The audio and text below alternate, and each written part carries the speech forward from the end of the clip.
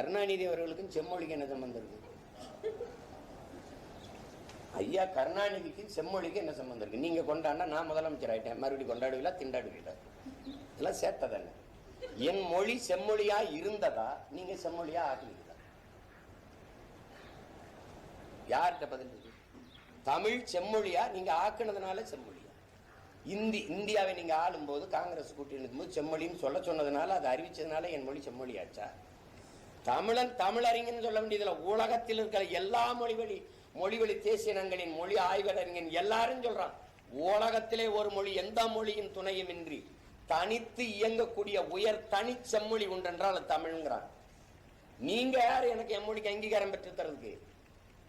எத்தனாயிரம் ஆண்டுனே தெரியாது என் மொழியின் தொடக்கம். 50,000 தேவனையப்பாவானர், 80,000 ஆகுங்கிறாரு உங்க கால்டுகள்.